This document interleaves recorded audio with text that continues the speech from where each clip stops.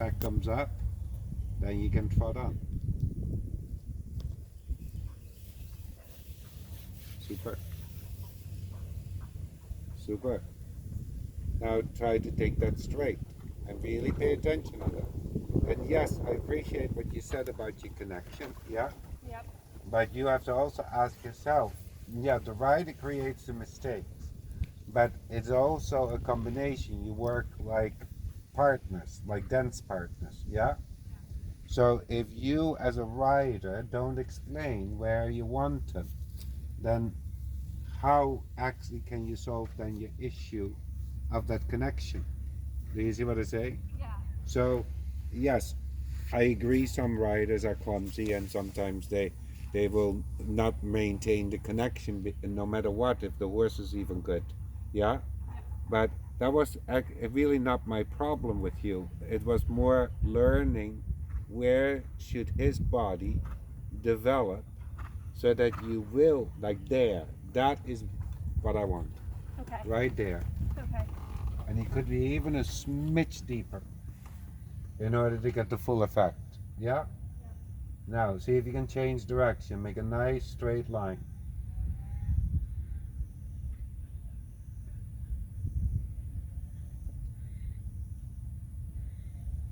Also learn when you turn, whether it is a circle or whether it is a diagonal, that you don't make the habit of pulling the neck first on that line.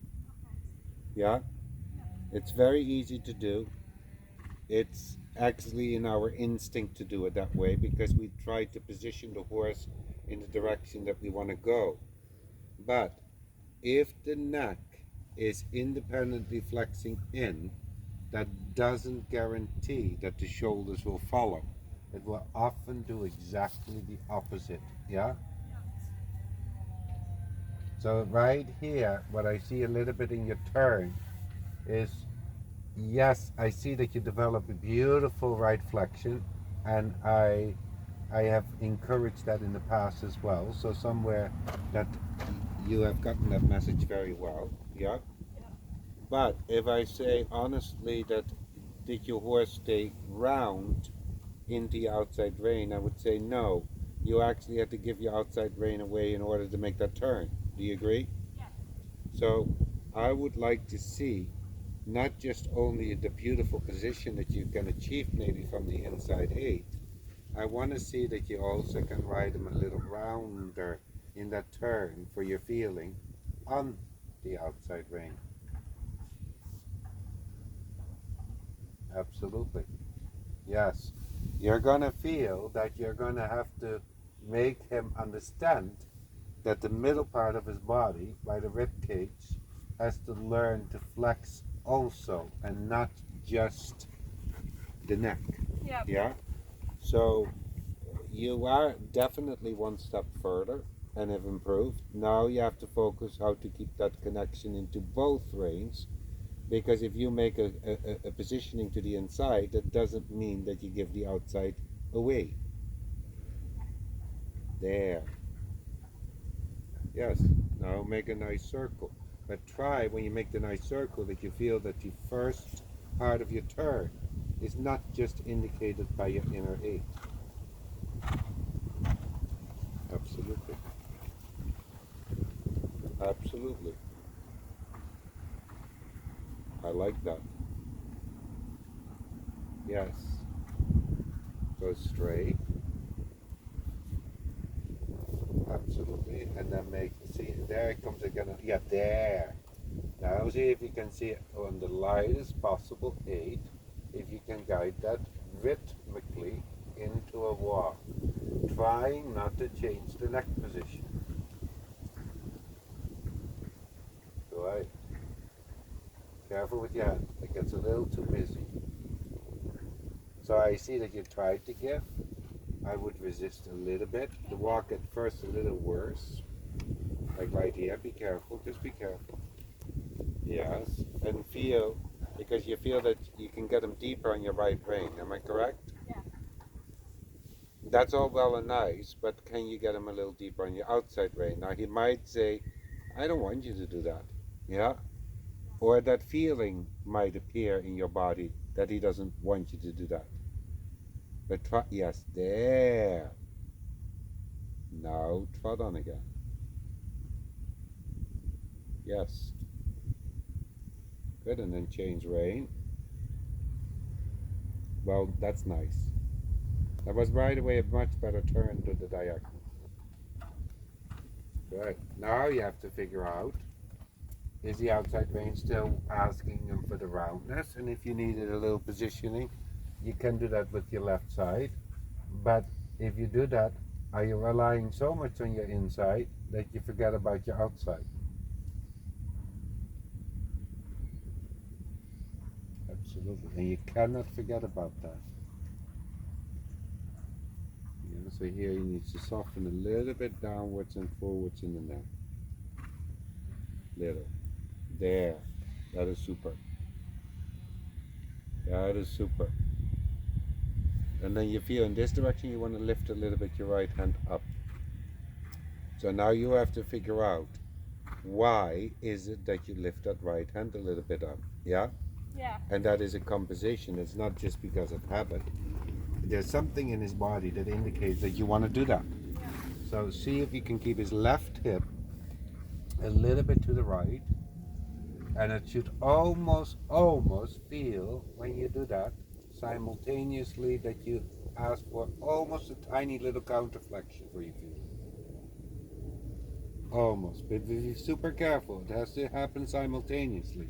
So you cannot say, okay, you hear the word counterflexion and I want to see the neck going to the right. I know you can do that. That's not the issue. But I want a simultaneously response in his left hip and in the neck. His left hip has to move a little bit to the right. The neck has to be at the same time a little bit to the right as well. Like that. That is precise position. Yeah? Yeah. And if you come to the corner, try to think of that, because he's actually out of himself anticipating the left flexion. Because, and it's easy for you because it feels much easier to the left because he takes on the left flexion so much easier than the right. Yeah. So I want you to actually discourage him in the corner to say, wait a minute, I need to focus on how to get him into my outside range so I can control the tempo as well as this as the straightness. Yeah? Yeah. Right now the flexion is a little less important in this direction. Okay. So here again, simultaneously I need, and you need to feel that, if like there he responds super, Yeah. and then you relax, and watch out that you don't relax so long that his left hip comes back in.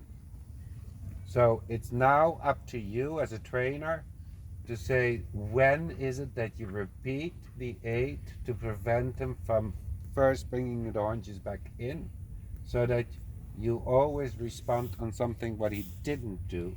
You have to learn to respond on what he is doing still. Okay.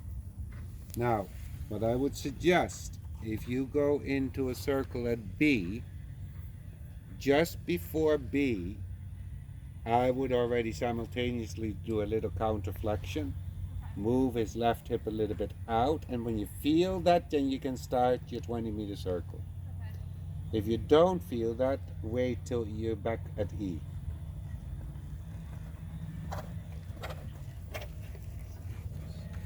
Super. Well done. Well done. And then relax through your shoulders, and he will take it forwards down a bit in the end. And here's a much softer back. I hope you can feel that. Yeah, I can. Now, before you go straight, you have to overthink this for a moment and be clever about that.